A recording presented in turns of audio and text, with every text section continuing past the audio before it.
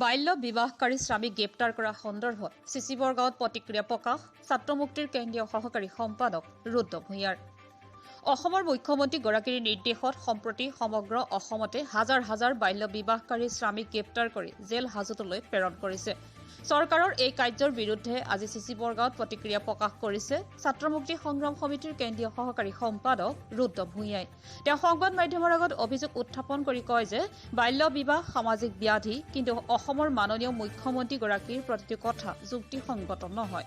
চৰকাৰে প্ৰথম বাল্য বিবাহ ৰোধ কৰিবৰ বাবে ব্যাপক সজাগতা সৃষ্টি কৰক আৰু আধাতে শিক্ষা জীৱন এৰিবলগীয়া ছাত্ৰ ছাত্ৰীক নোহোৱা কৰক। লগতে নিবনুৱা যুৱক যুৱতীসকলক কৰ্ম সংস্থাপনৰ ব্যৱস্থা কৰক। এইদৰে বাল্য বিবাহকাৰী শ্ৰমিক গ্ৰেপ্তাৰ কৰি উক্ত পৰিয়ালসমূহলৈ অন্ধকাৰ নমাই অনাৰ অধিকাৰ চৰকাৰৰ নাই। স্বামী গ্ৰেপ্তাৰ কৰা পৰিয়ালসমূহৰ ভৰণ পোষণৰ সম্পূৰ্ণ দায়িত্ব চৰকাৰে ল'ব লাগিব বুলি তেওঁ দাবী জনায়। বাল্য বিবাহ সামাজিক ব্যাধি আৰু বাল্য বিবাহ আমি ছাত্ৰ মুক্তি সংগ্ৰাম সমিতিয়ে পূৰ্বৰ পৰাই বিৰোধিতা কৰি আহিছোঁ আৰু আজিও বিৰোধিতা কৰোঁ। বাল্য বিবাহ ৰোধ হ'ব লাগে, কিন্তু তাৰ অৰ্থ এইটো নহয় যে বৰ্তমান অসমৰ মাননীয় মুখ্যমন্ত্ৰীগৰাকীৰ নিৰ্দেশত হাজাৰ হাজাৰ শ্ৰমিক গ্ৰেপ্তাৰ কৰিব। বাল্য বিবাহ সামাজিক ব্যাধি এই কথাটো আমি আগতে কৈ আহিছোঁ। আমি এইটো ৰোধ হ'বৰ কাৰণে বাৰম্বাৰ চৰকাৰক আবেদন নিবেদন কৰি আহিছোঁ। কিন্তু এতিয়া কথা হ'ল হাজাৰ হাজাৰ শ্ৰমিক গ্ৰেপ্তাৰ কৰি অসমৰ মাননীয় মুখ্যমন্ত্ৰীগৰাকীয়ে কি বাৰ্তা দিব খুজিছে? সমাজ সচেতন নোহোৱাকৈ, সমাজত সজাগতা সৃষ্টি নকৰাকৈ, ছাত্ৰ ছাত্ৰী আধাতে স্কুল এৰি দিয়া যি এতিয়া প্ৰক্ৰিয়া চলি আছে, এই প্ৰক্ৰিয়া বন্ধ নকৰাকৈ, নিবনুৱা যুৱক যুৱতীসকলক সংস্থাপন নিদিয়াকৈ এতিয়া বাল্য বিবাহ ৰোধ কৰিবৰ কাৰণে চৰকাৰে যি চেষ্টা কৰিছে এইটো বিজ্ঞানসন্মত নহয়। আমি চৰকাৰক আহ্বান জনাইছোঁ যে বাল্য বিবাহ ৰোধ কৰিবৰ কাৰণে সজাগতাৰ প্ৰয়োজন। বাল্য বিবাহ ৰোধ কৰিবৰ কাৰণে আধাতে স্কুল এৰি দিয়া ছাত্ৰ ছাত্ৰীৰ যি প্ৰক্ৰিয়া চলি আছে বা যি এই গোটেই ব্যৱস্থাটোৰ মাজত সোমাই গৈছে, আৰ্থিক দিশৰ পৰাই হওক বা যিকোনো দিশৰ পৰা এই ব্যৱস্থাটো নাইকিয়া কৰা আৰু নিবনুৱা যুৱক যুৱতীসকলক সংস্থাপন দিয়া।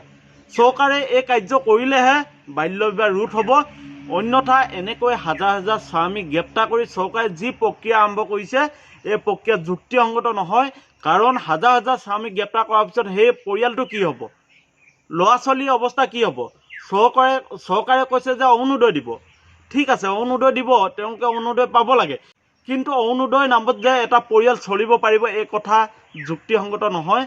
এটা পৰিয়াল চলিবৰ কাৰণে মাহিলী কিমান আয় প্ৰয়োজন এই কথাটো অসমৰ মাননীয় মুখ্যমন্ত্ৰীগৰাকীয়ে জনা উচিত। তেখেতে যি ধৰণে মানুহক উপলুঙা কৰি আছে যে অৰুণোদয় পাব বা চৰকাৰে দায়িত্ব ল'ব, চৰকাৰে এনেকৈ দায়িত্ব ল'লে নহ'ব। অৰুণোদয় দি কেৱল দায়িত্ব সামৰিলে নহ'ব।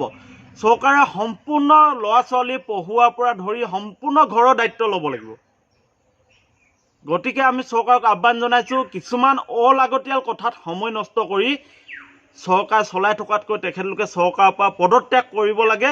কাৰণ এতিয়া বৰ্তমান ভাৰতবৰ্ষৰ যি অৰ্থনীতি, অসমৰ যি অৰ্থনীতি দিনক দিনে তললৈ গৈ আছে, দিনক দিনে নিবনুৱা সংখ্যা বাঢ়ি গৈ আছে, যুৱক যুৱতীসকলে কৰ্ম সংস্থাপন হেৰুৱাইছে।